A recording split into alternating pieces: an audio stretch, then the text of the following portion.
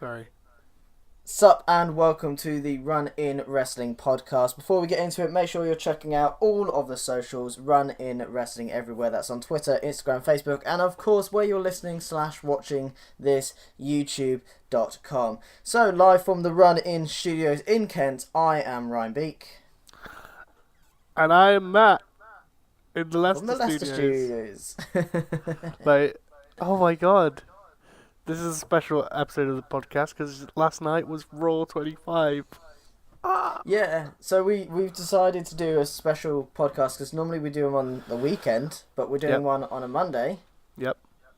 For a special Tuesday. occasion. If you guys are in Tuesday, it's Tuesday now. Tuesday, It's yeah. a Tuesday. So you're the tired one, and yet you you remember what day it is. Yeah. So happy Rusev Day to you, my friend. Happy Rusev Day. Let's get into it. Raw 25, man. Oh my god. So yeah, that was really good. But before we even got into Raw 25, some breaking news happened, which we put out on our Twitter. If you go follow it, twitter.com / Run In Wrestling.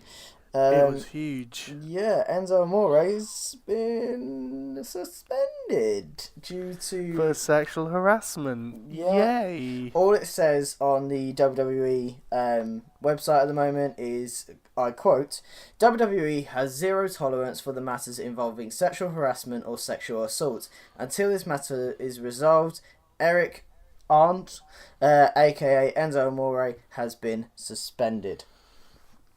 See, I put out the tweet on the Running Wrestling page and immediately messaged Ryan straight after because it was just such a huge thing. It must have happened at the arena because I was watching Enzo's Instagram story and he was in a car on the way to the arena by the looks of it, and he was going Raw baby, Raw 25 or something. Being Enzo, he was being annoying, but oh my god.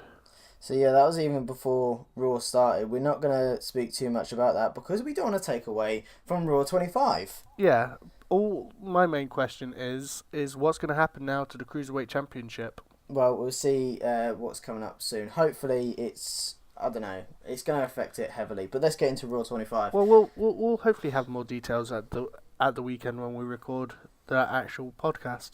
Hopefully we'll have some stuff by then. So, we started off Raw 25 with... Of course we're going to start off Raw 25 with the McMahon family. Was there any other way? It needed to be done, it had to be. Who better to introduce Vince McMahon than, obviously, his Shane son and daughter? And Stephanie. Obviously, the current... They're not the general managers, they're the... Commissioners of Raw and SmackDown at the moment. He got a plaque through a GoFundMe. I didn't see this GoFundMe. Did you? I think it was a piss take. I didn't see it. It would have been big news. He would have got more than a plaque. He would have. Oh, 100%. Right. But yeah, so then he goes to obviously thank himself.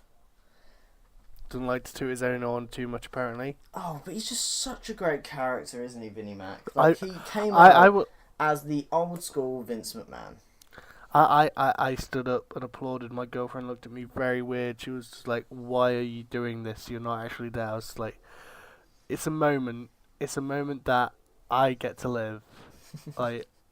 Honestly, that I was so excited for Raw. I wish pay-per-views were hyped up to be to the extent that Raw was. It just had me so hyped. Good. That's what it should be. It's basically it's going to be so say Raw's NXT tonight. SmackDown is basically WrestleMania. Yeah. So fair enough. So with Vinnie Mac out there, obviously he goes to thank himself. He says, "I did it all on my own," and then suddenly we hear the sound of broken glass. Dun-dun-dun-dun. Stone Cold comes out. I lost my shit. I stood up and applauded again. We kind of expected this, didn't we? We knew that Stone Cold was going to be the one. Obviously, he feeds a stunner to Shane.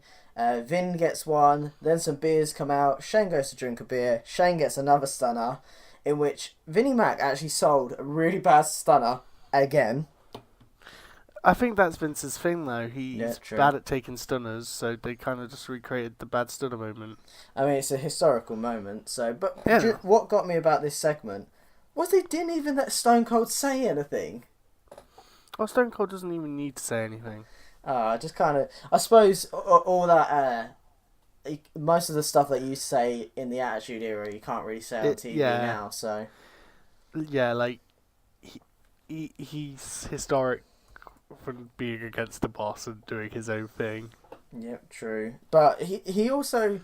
I remember Stone Cold being able to catch beers, and I think he's starting to show his age at the moment because he missed quite a few catches last night. How often does he doesn't go home to his wife and go chuck me a beer? He probably goes to the fridge like as normal folk, gets a beer out. He doesn't have like a beer shooter, like in America how they have baseball things. No, I He hope does not have a beer shooter. I hope his wife does throw them to him.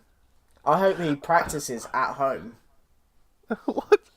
Well, there's difference between practicing at home and being in front of like A live 15,000 audience. people. True. Like, and you're hyped up and you've got to catch it in front of Vince and remember to stunner him and then stunner Shane again. Like, there's a lot of pressure. True. It's But a that big was a moment. very, very good opening segment. It was all Very great. good. And I was happy. not to be rude, but we go downhill to the women's match that followed. My girlfriend was very excited for that. That was a great follow-on for my girlfriend, I thought. But Because, I feel like the women are taking over, yeah, and it's But- great. But my reasoning for it being down is they don't know what to do with women, so they just stick them in an 8-woman tag team match. But I'm going to defend WWE here. They had a lot planned for that night, so they had to squeeze it in somewhere. And they couldn't have all these not divas, women having all separate matches. They had to have a lot. They had to fit it in somewhere, and I respect WWE for getting them on. At least get them on. But very quickly, but they do this every single time. That's my only problem with it. It's not just because of Raw25, but nevertheless, it was obviously the team of Absolution, Alicia Fox and Nia Jax versus Bayley, Sasha, Mickie James, and Asuka. So in the match, Nia attacks Asuka, quite a lot of it. That was literally just before the start of the match. Everyone gets into a brawl. There was 2 ad breaks throughout this match, which I find quite weird, and it's very bad for WWE to want 2 ad breaks during a single match. Get all the ad breaks out the way with. Yeah, but why should it be during the women's? I don't know. Why was there an ad break during the Intercontinental Championship match? Well, one, the title match. Yeah, but 1, fair enough. But 2 just shows how little they think. But anyways, so Sasha Banks does a bank statement onto Alicia Fox, then into the crossface, and then whilst everyone else is brawling outside of the ring, gets to the win, obviously by tapping out. Then the best moment happened, and that was Asuka throws her whole team over the top rope. And then the awesome music follows. Asuka's not going to win the Rumble. She's going to win. Asuka's not going to win the Rumble because... Or actually, unless this is really smart booking by WWE, and for once, they push someone on the Going Home show that is actually going to win at the pay-per-view we're leading up to. It makes sense, or either, Ronda Rousey will come in and just, make everyone mad. I'm still going to be annoyed if she wins. But you can check out our predictions. That will be coming out either Friday or Saturday. Friday or Saturday. Friday. I'm saying Friday because that's when the title will be shown to the public. Sure, we can do it on Friday. Yeah, we'll talk more about that later on because I've just realised how much I'm working this week. So then we move on to Kurt talking to a ref in his dressing room, like anyone does, just randomly talks to a ref. Well, yeah. Also, why not? quick point. I like that at the Barclays Centre they had the normal ref attire, and at the Manhattan Centre they had the old ref attire. In comes Coach. Then Yep. in comes the Brooklyn Brawler and Harvey Whippleman together. In comes Teddy Long. In comes Brother Love. All of their music, I realised this when I watched it back this morning. All of their music plays as they enter in, and it's really good because then they It's have really that odd. scratch disc moment of when the boogeyman comes in. It's just so odd. Just like they're backstage and yet they still get entrance music. Yeah, it was really odd. Do you reckon like someone was just standing behind the cameraman for their music on like an iPhone? Yeah, Like the here it cameraman's is. just got his phone pressing pause and play or skip song on Spotify. Like, shit, who's just like, shit, who's Spotify Premium can I borrow tonight? Unless it was a pre-recorded segment in which Probably was, to be yeah, fair. true. Yeah, so in came the boogeyman, freaked everyone out, and then gave the worms that were in his mouth. That he seemed like I thought he just has like a general amount of worms in his mouth, like nothing too disgusting. But he just kept going and going. He was like a magician, like just kept pulling worms out of his mouth. Where does he get the worms from? That's what I want to know. Like, does he have a worm stealer? Like, does he meet someone behind the arena every show? Just be like, yo, can I get like a 10 bag of worms? Can I get a 20 bag of worms, fam? Just, well, I'm coming to get you. You just find out that when he's 60, he's gone to rehab for worm addiction. Who's the dealer? Like, that's what I want to know. Where's this dealer getting all these worms? I mean, not to shit on your scenario, but I mean, he could just go to a fishing shop and just get I them there. guess, but like, it just seems more funny this way. Yeah, Just goes behind the arena. Sorry, Vince, I'm gonna fail the drugs test. Why? Got a 10 bag of worms. But how weird would it be though if someone turned up to pick up something like that and they were dressed like him? You'd be like, no, not dealing to him. No, that's sketchy. Make counting the money. Just be like, so what do you do? What do you do for a living? Just got a few questions. Don't mind if you answer my survey, do you? Finally, our first trip to the Manhattan Center was next. JR and King introduced. Oh my God, yes. We are going to talk about the Manhattan Center and what happened in just a bit because I know people are probably listening to this and going, well, "Don't mention the Manhattan Center," and I'm like, "Okay, we'll talk about it in a bit." I'm sorry, but like I'm very happy with Manhattan Center. Like We'll I'm talk happy about it they in a allowed bit. Jerry Lawler and Jim Ross being allowed to play their favorite kind of role as commentator, where Jerry went back to his kind of like as soon as he mentioned puppies, like JR was like, you can't say that. So No, you can't. They were really good though. They did really well. Introduced the Love those two. Undertaker.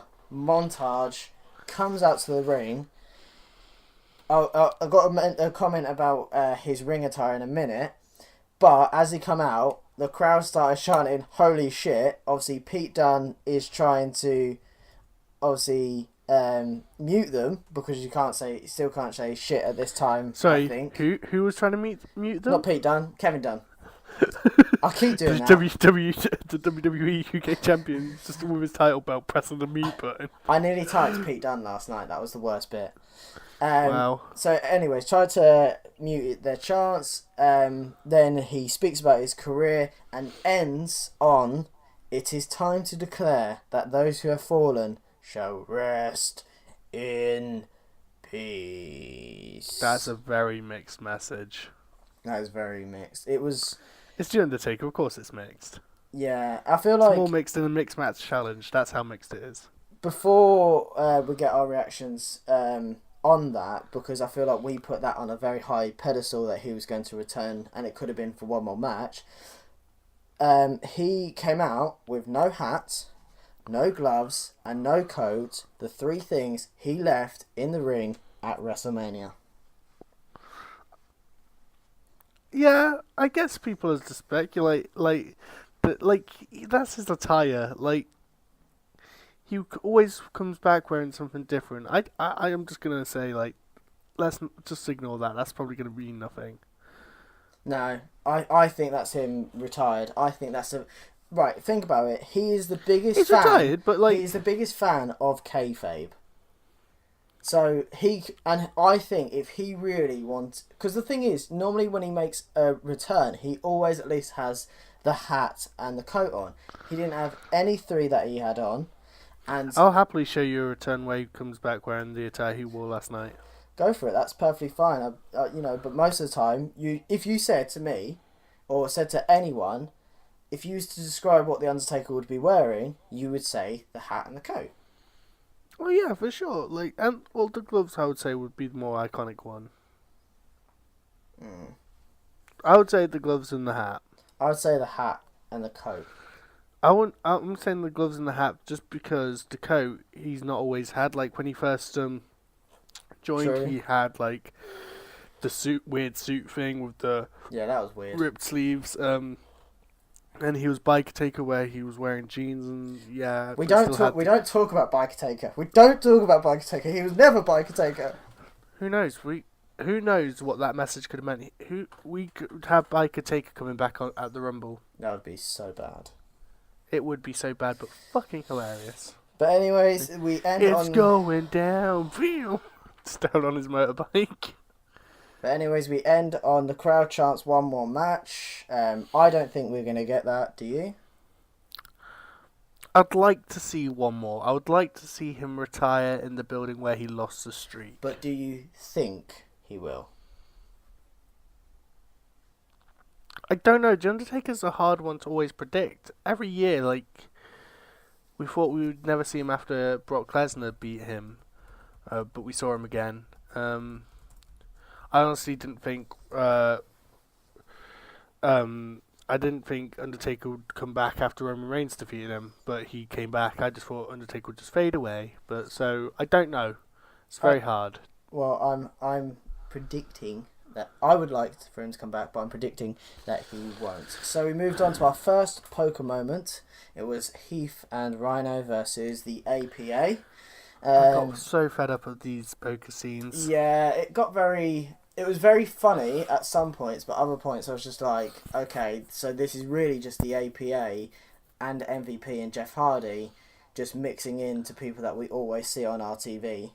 Right. That was MVP. Oh my god! I was trying to figure out why I didn't see MVP. It was MVP. They didn't give him anything to do. He literally sat there. Yeah, they hyped up his return. And then I remember seeing him because MVP's cut off the hair and stuff, so I didn't recognize him. I was like, who's that? And now I know. Oh, MVP. Of course it was. But anyways, at the end of that segment, $1 Million Man came along. Then straight after, we had former managers come out, including John Laurinaitis, William Regal, Eric Bischoff, current SmackDown General Manager Daniel Bryan, and then he was interrupted by The Miz. Of course he was. It was the most beautiful moment in history. I definitely feel though like The Miz. That segment with those general managers should have happened in the Manhattan Center, and Roman Reigns vs. The Miz should have happened in the Manhattan Center. Just because that's where Raw started, and they should have created a Raw moment in the Manhattan Center one more time with current superstars. Possibly, yeah, get them all to come into the ring, but I suppose they wanted to make a big deal out of it. I don't know. They did it with the women later on, but we're going to talk about that later on. But my pinnacle moment of this was when The Miz came out. He normally does his spin and then points to the crowd. He span and pointed to Daniel Bryan. Oh yeah, continuing that kayfabe. Exactly, continuing that kayfabe heap. So the next we had the Roman versus Miz match. Very good match, I thought. Very good match. I'll get your opinion. Literally, I'm just going to read through what happened. Miz cheated using the ropes, but Roman kicked out. Drive-by on the Miz Taraj together, which is really a significant moment. I'm going to come back to that in a moment. They were meant to be. The Miz Taraj were then meant to be kicked out by using the ropes. Meant to be kicked out, but they didn't. I meant. So they got Superman punched from the apron, which led to a skull-crushing finale in which Roman kicked out. And then Roman went for a spear in the corner, hits his head on an exposed ring buckle, hits the skull-crushing finale on Roman Reigns, and becomes the new IC champion. 8-time IC champion. Yes, tying one one away, isn't he? One away from tying with Chris Jericho. Mad. He's definitely going to do it. Oh, 100%. Definitely. I love this match just because it felt like a Raw after Mania match. Just because the crowd was just so lit, and it just had everything the feel of a Raw after Mania match. It was very good. The significant part for me was when he did the drive-by on the Miz Taraj. see, this is the thing. It was an exposed ring buckle, and I was like, well, when did that Yeah, become when did that happen? exposed? Yeah, And then they yeah. actually showed the replay, and it was so good because you didn't notice it. And this is the best bit: is you don't always have to show stuff on TV. Sometimes you can just be like, well, what happened then? And they show the replay, and you're like, very clever, very, very good. It was such Yeah. a good match. The Miz is such a great character. Like, honestly, he's definitely served the title of best superstar of the year. Like, he's just incredible. I enjoy watching the Miz. Although, if this now means that Roman's going to win the Royal Rumble, Oh no, he's not. No, he's not. And no Royal Rumble spoilers. I'm still on that Royal Rumble spoiler thing. No, no, there's no spoilers. spoilers. It was just a If speculation. Roman wins, I am cancelling my network. That's fair enough. We'll talk about that another time. Anyways, so next we had Christian with the Peep Show. Really didn't get much out of Christian. I was a little bit upset by this because To be fair, you weren't going to get a lot out of Christian if you didn't have Edge there. yeah, Let's be honest. but at the same time they could have at least let him do a bit more. But I mean, he brings out the tag champions, and then Christian doesn't even get really to say much even there. He asked like one or two questions in which, Jason Jordan just gets booed out of the building. Oh, that was fucking hilarious. He's great. He's great at being heel. He's the best heel in WWE at the moment. See, I think he's great, but like I feel like WWE haven't told him he's a heel. He's still trying to be the good guy, and then WWE are just like, yeah, we don't like this kid. He's getting booed the fuck, and he's just like, why are they still booing me? No, I think it's all part of the plan, and I think what they've done with him and his acting is so good. I hope like the payoff is worth the torture. True, I hope so too. The bar comes out, and they end up doing a "You suck" chant at Jason Jordan, but it sounds like with Sheamus's Irish accent of "You suck." So it sounds like you were saying "You're a sock." It sounded like you suck to me, like, but If you go back and listen, yeah. I was listening last night, and I was like, "Is he saying sock or suck?" You're a sock. I liked it. It was a good. I felt that was a key moment. Good segment. It's gonna lead though, because obviously Seth Rollins accidentally hit Jason Jordan, so that's obviously what a gonna shame. lead. You obviously know it's gonna lead to a whole turn at some point, and them two are gonna brawl. But we knew that was gonna come anyways at some point. To be fair, it's gonna be Jason Jordan versus the Shield. True. So Hope so. Massive powerbomb from all three of them when Dean returns. yeah, I guess. Alexa Bliss interview. Charlotte comes out, introduces her dad. They do a woo moment. Didn't really care much for this segment. It was like 2 minutes long. Didn't really do anything for either. Didn't do anything for him. So I'm just going to go straight past it. Then we went back to the Manhattan Center, in which we had Bray versus Matt. Delete. Deletion. Carry on. Yep. You shall be deleted. Yes. Yes. Shall we just do that for 10 years? Oh, whoa. If you can do it consecutively for 10 years, I think you broke all world records. Pay me £1 million, I'll do it. I bet you couldn't. I'll do it for $1 million. As I said, the refs were in old school attire, very happy with that. But I didn't like how this match went. The match was 3 minutes long. We knew a squash match had to be on the Raw25. But it was a weird ending though, because I was just laying here and I was like, "Oh, it's over," because they were to be both. fair, I did think Matt was going to win because Bray hasn't been pushed at all recently. Like, I can understand Bray needs a win. That's fine by me. But they were both between the rope. Bray pulls Matt's arm over the rope, so it basically like hits his armpit, hits Sister Abigail, 1, 2, 3. That's it. And I was just kind of like, but that did nothing for the storyline. Yeah, to be fair, Bray Wyatt's been in a weird place with his storyline since like the whole Sister Abigail thing with Finn Balor. Then he comes down with that flu, and then and he's been in a weird place since that. So and the commentators kept mentioning Sister Abigail last night. That was really weird. Yeah. JR and King kept going, "Oh, who is Sister Abigail?" Ooh, and I was just like, "Please don't start it up again. We don't want to see Sister Abigail versus Broken Matt Hardy." Yeah. I want to see Broken Matt Hardy like in a final deletion kind of thing Yeah. in WWE, but like I definitely I please no Sister Abigail.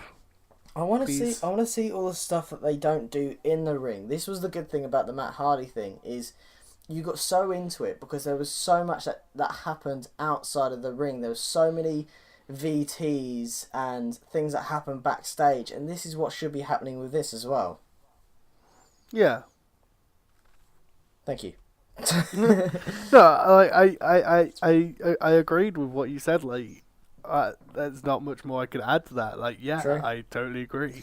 So then we had that women's moment. The Bella Twins come out. Nikki in the old attire. Brie. Why not so does much. Nikki feel like she needs to come out in the old attire, like her attire? Like, I when don't you know. understand that she's very attractive, just I- wear a skimpy dress. I feel like Like, either they both should have come out in the attire, or neither of them should have come out in the attire. yeah, like we know Bree's training again for her in-ring return. But is that going to be WWE or Ring of Honor with Daniel Bryan? Who knows? Anyway, see. but that's a different podcast. Like it's just why I know Nikki's supposed to be the one that's so extra, so more like Kim Kardashian of her family. Like True. it's just she. Because then when you had all the other all the other women superstars come out, like they were just all dressed to the nines. Well, Kelly was just. Well, you know, I'm Kelly gonna Kelly. get into that because then after we had the Bella Twins, we had the obviously pregnant Maurice, still looking fabulous. Kelly Maurice is looked. very beautiful. Kelly looked amazing. Lillian Garcia. Oh, 1 minute. 1 minute. sorry. 1 minute. Jacqueline, Tori Wilson, who looked amazing. Maria Kanellis and Michelle McCool, who also looked amazing. Terry Reynolds and Trish Stratus. Can I just say, Yes. like Lillian Garcia, she is a very, very beautiful woman, and yet WWE just don't show her face enough. I feel. It's because she Like, isn't part of WWE as such anymore. well, she's still ring announces from time to time. Very, does do- very minor stuff, but she's mainly focused on her podcast at the moment. But Oh, it's yeah, it's no, a I very, totally it's get a very that. good podcast, by the way. It definitely is, but like, I've also got to say, Trish Stratus let herself go a bit. Let herself go. Well, I mean, we could In the we facial could- region, we you could see, like- see more of these women in the Women's Rumble. We're bound to see at least a few of them because like it's a 30 women Royal Rumble. There's not 30 women on the roster. No, we know that. Like, even if you add the current ones that are on NXT television, there's still not enough. No, So but we're going to talk about that more on Friday. yeah, yeah, Yes. Friday, Saturday, one of the days. Wait, Before let's the just Royal see how it Rumble. works. Elias Jericho segment backstage in which Jericho is wearing an Alpha Club shirt. That was peak. That's official New Japan merch. That is. Also, can I just say, Razor Ramon was wearing a New Japan Pro Wrestling jacket before he went. Yeah, but he wasn't was- wearing that on live TV though. But he still posted a photo on his Instagram. On his Twitter, not WWE. But still, that's though. still quite a big thing, though, for them to be like, Well, they're not going to tell. Like, I'm pretty sure, like people like Seth Rollins and Kevin Owens and Sami Zayn all like have Ring of Honor tracksuits and stuff like. But you've and never run out seen of them. clothes. But you've never seen them post photos. On, Yeah, but on like WWE soil. they, how often do you see them post photos stood next to a wrestling ring? Well, you see them post photos of themselves anyway. Yeah, but like, you're not really paying attention to clothes. The thing that made it so big was it was a WWE event. True. Anyways, Chris Jericho asked to play Elias's guitar after the whole scarf part. And then he says, "Actually, I have my own guitar," which was, kind of a bit of Elias refused, and then he was like, "Well, that doesn't matter because I've got my own." Well, it was still kind of a bit of a pointless thing because, why would you ask to play someone else's guitar if you've got one of your own? I know it was to set up. It's Chris Jericho. I know it was to set it up, but I just felt like it was a bit pointless. Plays a song and obviously goes to tease to put him on the list, and then says, well, he's joking with you. No, you're going on the list. Very good moment. Love Chris Jericho. I'm very surprised Vince didn't force that T-shirt off of Chris. Be interesting to see. It was covered quite a bit, but still, we all knew what shirt it was. We could see the club quite clearly. It was just. And the moment where it says Alpha. Anyways, so Elias is in the ring, does the walk with Elias, and that is so over that moment because the whole crowd was cheering WWE. That. Then as he goes... Walk with Elias. Sorry, I know I'm interrupting. Stop it. As he goes to leave several times because the crowd are booing him, and he says, "Well, I'm not going to play," so they cheer, and he says, "Well, I'm going," and he goes, "No, actually, people need to hear this. No, I'm going. No, people need to hear this." Calls out Jimmy Fallon, then he's interrupted by John Cena, and then John Cena cuts a moment where he says his balls are over there, points to these beach balls that are in the crowd, just as they're being taken away by security.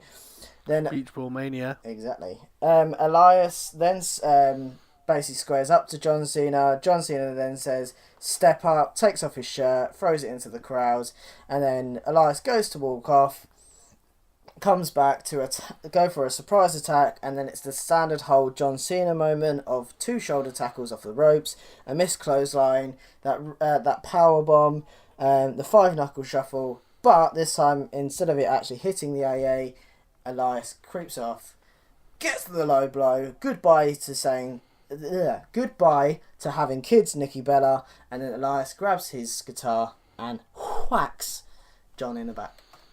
Do you reckon Cena begged to be hit in the nuts then? Elias, mate, please. Nikki's insistent on kids. Full on. I don't want. Hard as you like. I don't want it's kids. A free one. He's just like, it's a free one. Hard as you like. That'll be it. You won't get fired.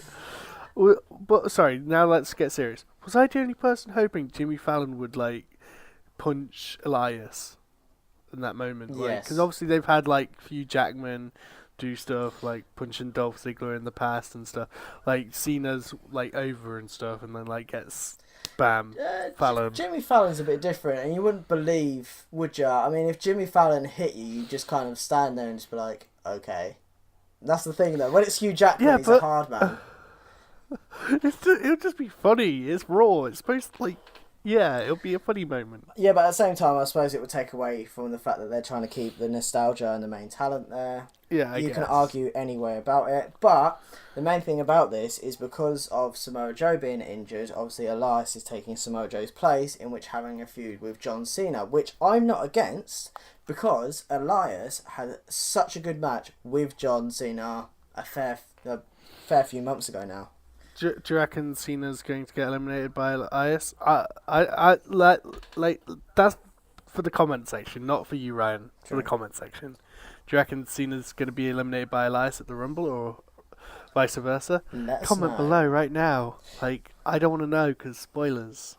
Oh no, it won't be a spoiler moment, but yeah, if people comment down below, that'll be fantastic. So then we went back to poker. I'm not really bothered about that because they had more people there, like the Usos and everyone, so I'm going to move past that. Godfather and Mark Henry segment, which was really good because he was like, "This is Olivia," I believe he said. Yeah. And then Mark Henry was like, "Oh, so your name's Olivia?" And then the Godfather was like, "Yeah, and she's my wife." And I was like, "Oh!" Godfather's grown up, man. Yeah, the hoe train is no more. It's fine. It's reached its destination. True, but the poker match just before that set up the tag team match of Titus Worldwide against Heath Slater and Rhino. Ends in a draw due to everyone brawling in the ring. Dudleys come in, basically attack Heath. Rhino feeds Heath to the Dudleys and helps Devon lift up the apron on the outside. Yeah, but Rhino's always going to choose the Dudleys over Heath. ECW, innit? Yeah, but I mean, if they're going to do kayfabe, then he'd at least stand away and be like, no, don't do this to my tag team partner. Do it. Don't do it. Do it. Yeah, can we just also talk about, like, Titus Worldwide? Why the Dana Brooke, she looks at... Is it Dana Brooke? Yeah, Dana Brooke. Yes. She looks so uncomfortable. I don't. I think she looks very natural in it. I think she's really good at it. I just don't like Dana Brooke, to be fair. I think she's really good at her role. I think she has made Titus Worldwide more over than they have been in recent. But that might also be the wins that they've also had as well. But, so we had, obviously, the 3D through the table, which was obviously a massive nostalgia moment. And I reckon one of them two is going to appear in the Royal Rumble just for, comeback purposes. If anything, it's going to be Bubba. Yeah. Because Bubba's always the one who's been more over. And because Devon also now works backstage. Backstage. Sorry. Don't die. I'm dying. Very quickly, yes or no answer. Hall of Fame this year? Both of them? No. No? Next year. Okay. I think yes, but we'll see. So I reckon next year. AJ interview comes up straight after, in which it's Charlotte? I can't remember the girl's name. The interviewer. I can't remember her name now. Oh no, it begins with a C. Charlie. Charlie, that's it. Charlotte, close. Goes to interview AJ, then AJ basically just says, "Naff off, love. I've got Mean Gene." He's not even. I don't know why he's English now. I've got Mean Gene to interview. But he's just like, "Soz fam, who are you?" Yeah, he's like, "Go away." Bitch, new number. Who this? New number. Who do you? I've got Mean Gene. I really wanted them to do the TV segment again. I don't know why. I really wanted that TV that was in the background just to fall down. Really wanted to. But it didn't happen. It would have been funny, but that's a SummerSlam moment, not a Raw moment. True, but that's if they get him back again. We'll see. They've done a parody of the sign thing before for a previous anniversary of SummerSlam, so that's probably dead and buried, that bit now. Can AJ, well, speaking of dead and buried, can AJ stop saying Cammy? It is not over, and I hate it. I don't know, I ordered my Cammy shirt last week. I hate it so much.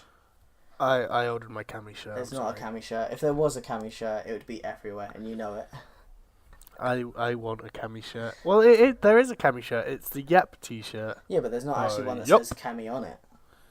So it's technically not. Not yet. Shirt. Not yet. The Rumble makes its debut. But it just sounds so cringe, and I know it's meant to be like to belittle Sammy Owens, Sami Zayn and Kevin Owens. Sammy Owens and Kevin Zayn.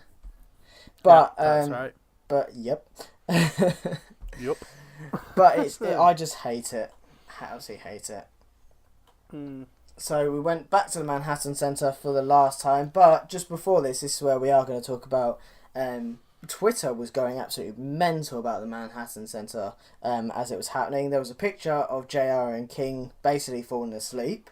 And the Manhattan Center, there was a video of them, the fans chanting bullshit because they either had to watch what was happening in the Barclays Center, which was quite a lot, or they were watching 205 dark matches, which, I mean, I'm not being funny, but if you're going for nostalgia moments, you don't really give a damn about 205 Live. See, this is the thing. WWE has not mastered hasn't mastered being in more than one arena at one time yet, like True. for live shows. Because let's go back to one of the WrestleManias where they were in 3 different cities. Like, they didn't master it at all. No, they didn't do it then. They didn't do it this time.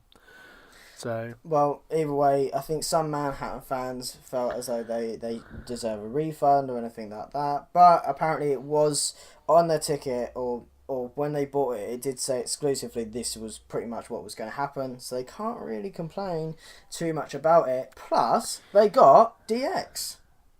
yeah, and Undertaker. Yep, and Broken Matt Hardy and Bray Wyatt. Yeah, and Balor Club. Well, I'm just about to come into that. So, first of all, we had Triple H and Shawn Michaels come out. They both cut amazing promos. Break it down, Ryan. Break it down. They introduced... Break it down, get it? Because it's a DX. like break it down into detail moment and I break got it it. down because You don't haha have to. explaining it, ruining jokes, haha. They introduced the New Age Outlaws. Then X-Pac Yup. came out. Razor Ramon came out, and then Yup. they all go to do the Too Sweet. Out comes Balor And Club. Then they all sort of stand up against each other, and then there's that moment where you're kind of like, you think that they're gonna brawl, and then you're like, well, a minute, it's a load of see, retired I was also people. hoping AJ Styles would also come out because obviously he does Too Sweet as well. But he's not part of Balor Club. This was the. Yeah, but he was part of Bullet Club. But you then ruin the kayfabe of Balor Club together, and AJ Styles isn't in it, because then you can't really have them separated again. It doesn't make sense. I guess. No, not what you get. It doesn't make sense. If they're together for tonight, if we're talking in terms of kayfabe, keeping kayfabe real, they can't all come out together and then suddenly be like, oh yeah, we'll just ignore that. True. But, so then they all Too Sweeted in the ring. Balor is so smiley in the past 2 months, and it's great. It's fantastic. I swear 2 months ago he knew that he was going to be back with Luke Gallows and Carl Anderson, and has just been smiling ever since. Oh yeah, like his like they're his in real life best friends. Like, True. so he's travelled the roads. Well, he's travelled the world with them, like to Japan, England, India, like anywhere that has wrestling. He's been there with those guys, and so it's nice to finally see his wrestling journey has come full circle, and they're finally in WWE all together. Like, yeah, he was happy that they signed WWE, but he's really wanted them to be back together. True. Out comes the Revival. They get buried by the Club after a surprise attack, and then obviously the Club win, and then DX come into the ring, and everyone I think except Razor Ramon hit their finishers or hit a move on the Revival. And can I just say, I think Shawn Michaels is the most on time person ever. Because with every super kick, he just seems to time it to perfection. It's because Shawn Michaels is the master of the super kick. Like, as much as the Young Bucks have mastered their super kick, they'll never be on Shawn Michaels' level. Kind of. I still think the DX moment where they're all Too Sweeting as Razor Ramon comes out, and then when Razor Ramon comes out and then the Balor Club come out and they all Too Sweet in the ring. That is such a... If you really want to piss off the Bullet Club or the Indie Marks, this is how you do it. What would have been better is if Kevin Nash didn't pull out. Kevin Nash was there, and it was DX, NWO, Balor Club, bam. Yeah, it would have been better, I'll give you that, but he couldn't, could he? He couldn't get on a jet. Because He could not... Like, I just... There's cars. It's a very long drive. Still, like, if I was a wrestler of Raw over the 25 years, I'd do everything to get there because that's what made me. But at the I was quite surprised The time, Rock wasn't there. surely he's thinking that. But I mean, how disheartening would it be if you physically couldn't be there? How disheartening would that be? So imagine how he feels. Mm.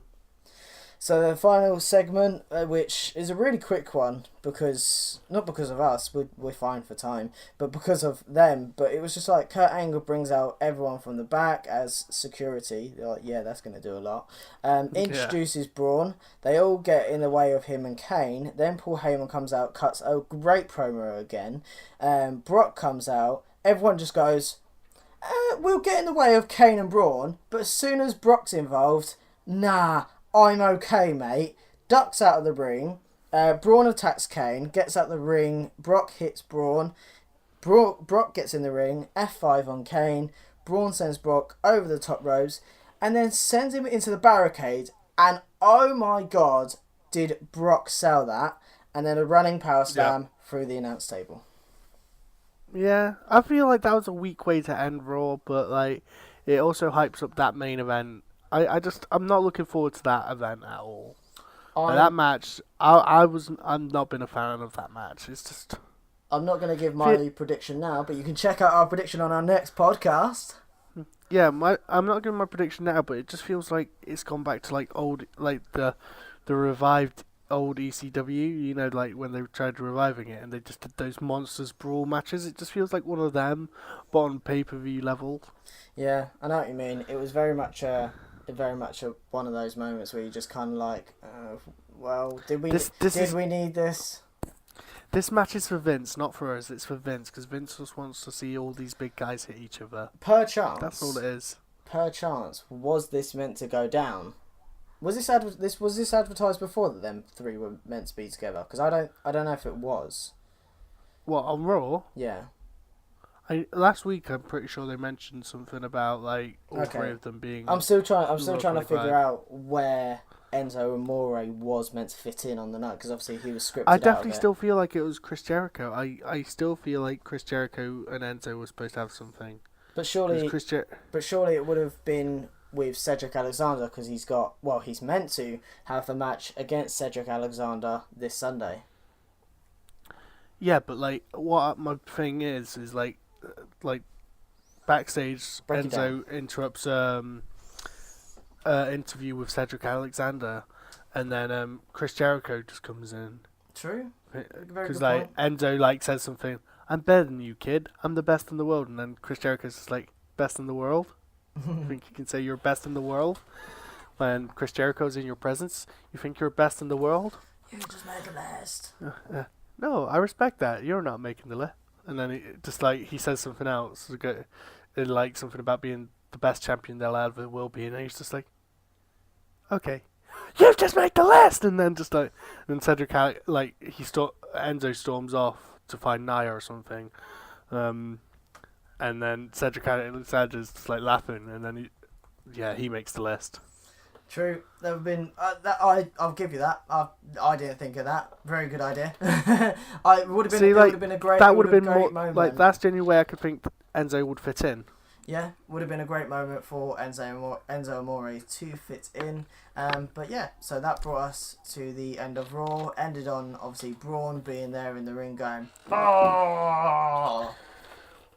You can tell like in a few months, or like when there's when WWE releases their next WWE 24 documentary, that we're gonna see stuff that happened after Raw went off the air, because we all know something like more stuff happened after the air, because like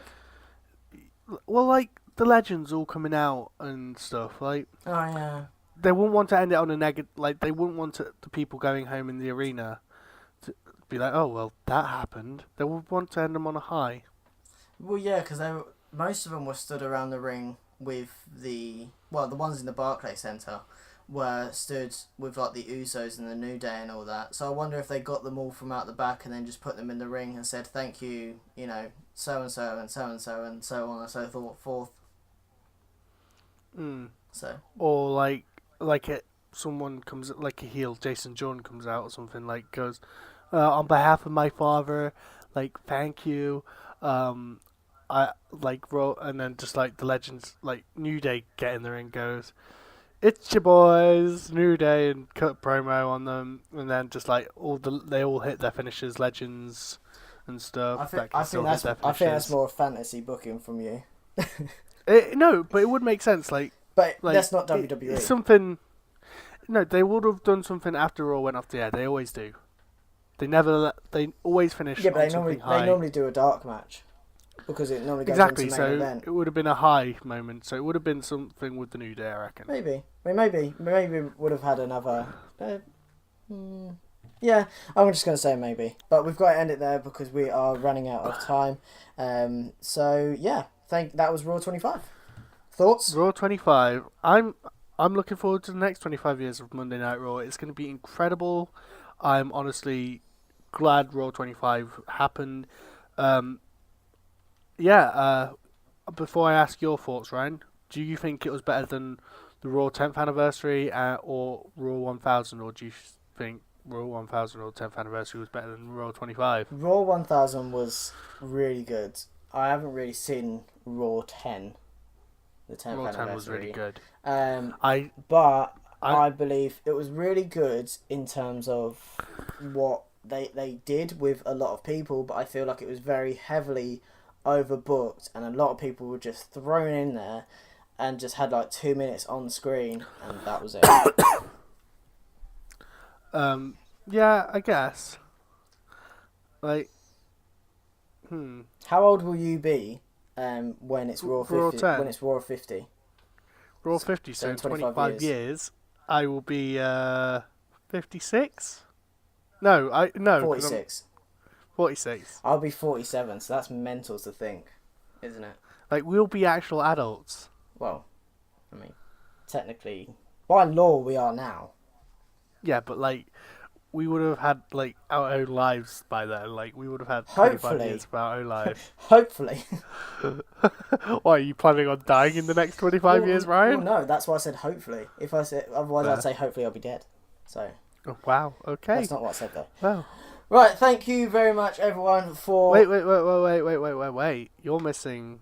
You won the bet. Oh yeah, I forgot about this. So, if you didn't check out our last podcast, it's going to be in the playlist anyway, so go check it out. Anyways, but we made a bet that you thought Eugene was going to turn up because William Regal did, Yep. and I said it wouldn't. So you've got to change your Twitter header. For the next week. So it's currently the 23rd of January. Yep. And I'm going to say, so 23rd of January till 4 p.m. on the 30th of January. That's a fair deal. Is when, yeah, because it's pretty much 10 to 4 now. So And if you want to, 7 days and 10 minutes. And So what is the name? I'll tell you that because it's going to lead to this. If people want to check out what your name is, they can go to your Twitter, which is. Well, it's at Matthew Afton, but what's the Twitter handle? Well, there's no point saying it here because otherwise people won't go to your Twitter. What I'm saying is if people listen to this and then I give you it afterwards, they then have to go to your Twitter to check it out. Okay. God.